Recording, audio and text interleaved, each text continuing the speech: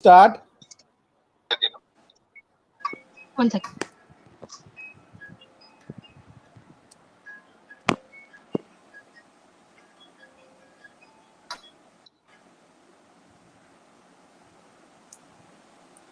Yeah. Please start, sir. Okay. Hello, friends and colleagues who are listening to us. We have another expert who's very well known in this field and is on the field tackling COVID pandemic to discuss with us certain pertinent questions related to work and practice. Is Dr. Bala Murugan. He's a nodal officer and in charge of COVID management at Sri Muthukumaran Medical College. He's also the consultant pulmonologist and director of Chest and Diabetes Research Institute at Chennai. He's the head department of pulmonary medicine, Sri Muthukumaran Medical College. He's also a visiting consultant at the critical care and sleep medicine at 4 hospitals in Chennai and also at the Apollo Specialty Clinic. Thank you very much, Dr. Bala Murugan, for taking time Thank out you, from sir. this busy COVID schedule and being here with us. We really appreciate your being here. So the first question that I like to ask you is this: how does this novel coronavirus infect a cell? All right, fine. I can take this question in two ways. Number one, we all know about the coronavirus. It is a positive sense single-stranded DNA virus being spread by person to person through the airborne route and also through the surface contact. And the basic mode of its attachment is through the ACE receptors. Basically, this has a spike protein. So once it enters onto the system, probably the nasopharyngeal airway, and it gets attached itself to the receptors, the ACE receptors. We all know the ACE receptors are present abundantly in the salivary glands and also in the lungs.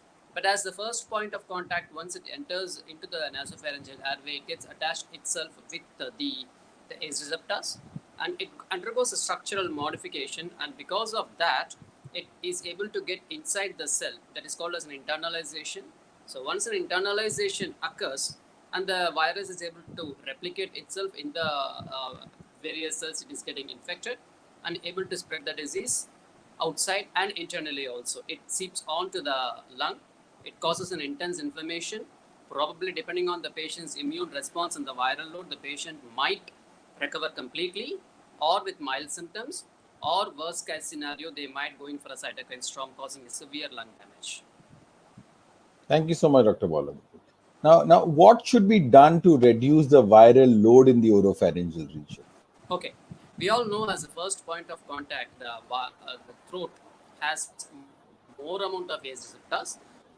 The primary modality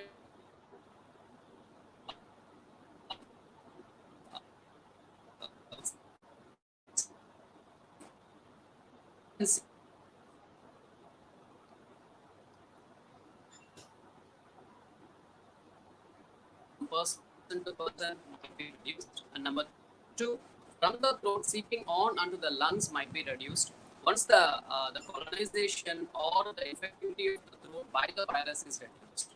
So that is the prime modality. Once you reduce the viral load in the throat, probably the external transmission from person to person might be decreased, and also the chances of we getting the disease from outside sources would be definitely decreased.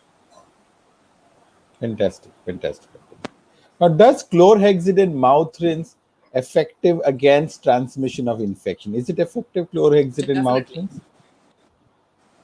Yes, there is no In doubt what? about that. In my practice, I do give it for quite some patients, this chlorhexidine throat and the mouth gargle, for different ways. Number one, as we were keeping on discussing, the viral load is going to be prime importance in the throat. So once this gargling is done with, it definitely reduces the infectivity, number one.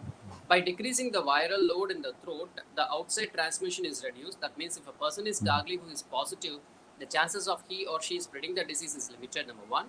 Number two, if a person is not infected and keep on gargling this particular solution, the chances of he or she getting the disease is definitely reduced. There were quite some studies done by different authors throughout the world. I remember one particular study where the patients were randomly divided into two groups.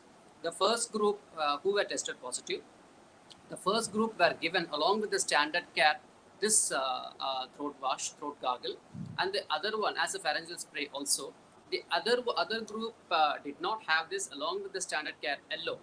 So by the end of the study period, it was tested how many patients in the positive. I think those patients who belong to the chlorhexidine group had fared superiorly well. Probably 62% of them did not recover the virus from their throat, whereas only approximately 30 to 35% of them had the virus. So that itself shows, in comparison to the other group, so that clearly shows the use of chlorhexidine mouthwash definitely prevents, because the receptors are present in the oral cavity, including the tongue, in a greater amount. Once you decrease the viral load with this particular chlorhexidine mouthwash, as we keep on telling, the chances of spreading the disease and acquiring the disease is definitely reduced. Thank you so much, Dr. Balamurugan. Now, what is your opinion on the use of chlorhexidine mouth rinse during this pandemic?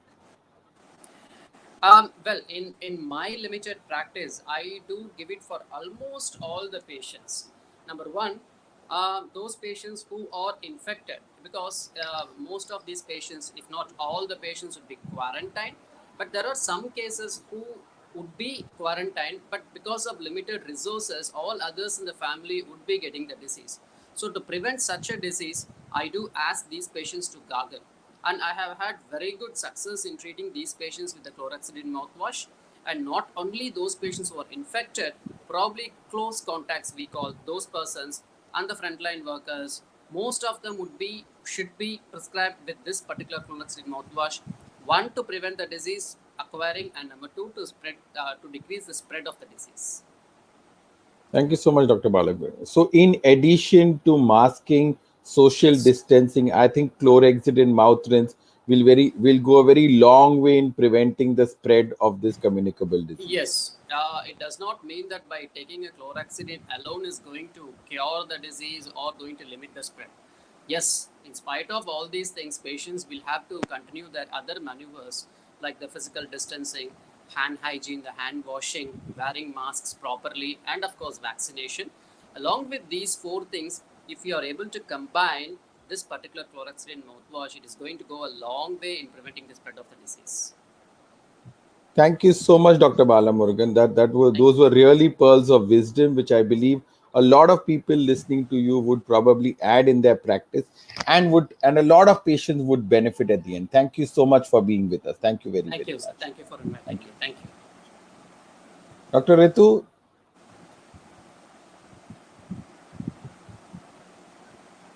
Ritu or Sir, can you please record second question again? second question that didn't come? Second question. Yes, sir, because the internet was not okay on that time. Achha. Which question you were talking about? So it's a question of what should be done to reduce the viral load in the oropharyngeal region. Okay. Now, we do have lots of studies to prove that the viral load is going to be much high in the throat area. Now, why is this? Because the ACE receptors are going to be very high in the throat area in comparison to the lung. Lung also contains, but comparatively, the throat has more.